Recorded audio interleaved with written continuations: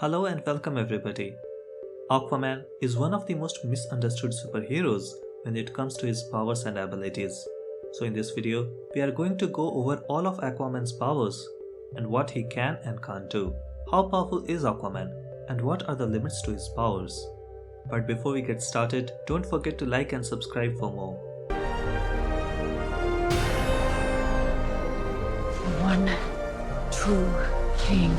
Aquaman, being the King of Atlantis and the ruler of the seven seas, has his kingdom spread over 70% of all Earth, making him the biggest ruler in the history of the planet.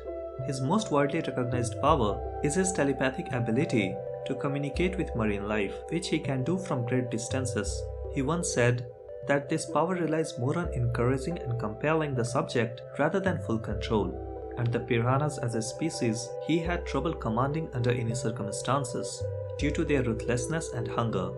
Although this power is often and most easily used on beings that live in the sea, Aquaman has at times demonstrated the ability to affect any being that lives upon the sea, like the sea eagles, or even any beings that have evolved from marine life, example the humans and some aliens.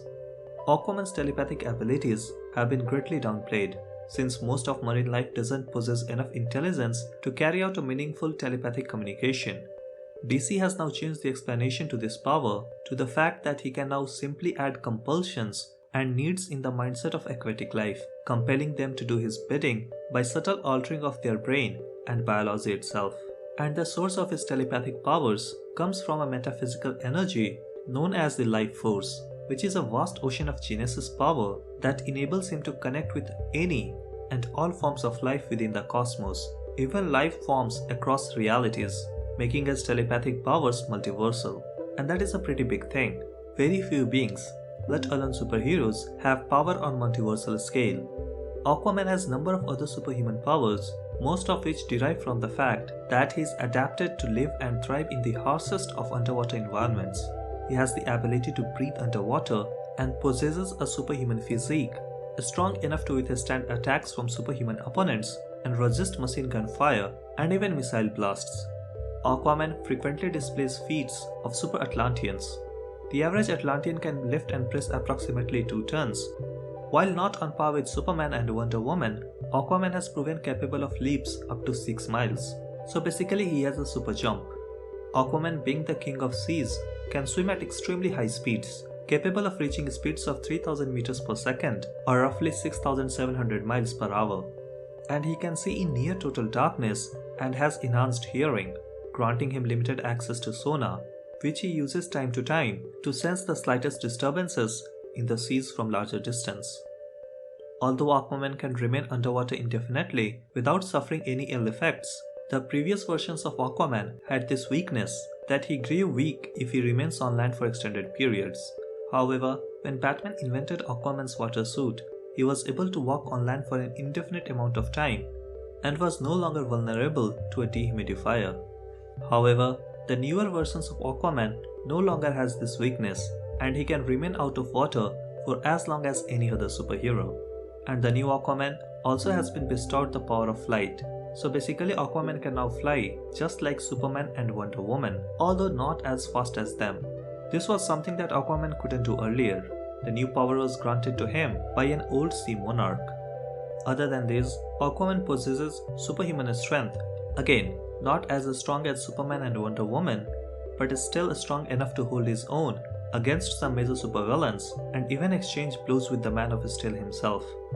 Aquaman also carries the Trident of Poseidon, as he is the rightful ruler and protector of the seas, which is indestructible and a very powerful weapon, powerful enough to hurt Darkseid, and Aquaman is highly skilled with using it in combat.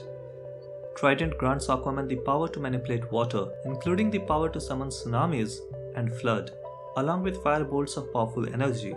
The Trident also acts as a focus to amplify the magical powers of others.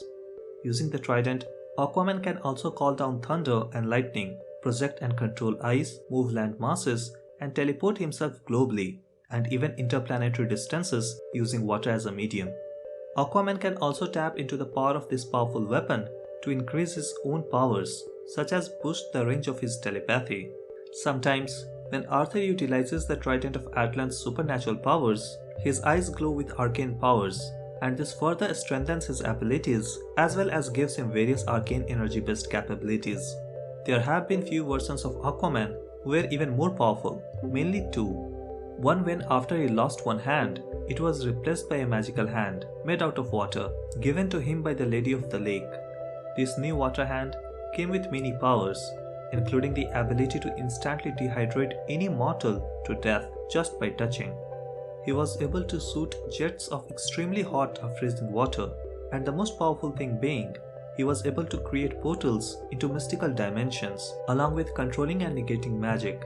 Manipulate almost any body of water he sets his focus on. Although when his biological hand was restored after he was brought back from the death, he lost all these powers that came with the water hand. The most powerful version of Aquaman has to be that one time when he purely transformed into an oceanic entity. Although this again was temporary, he was basically the god of seas at this point.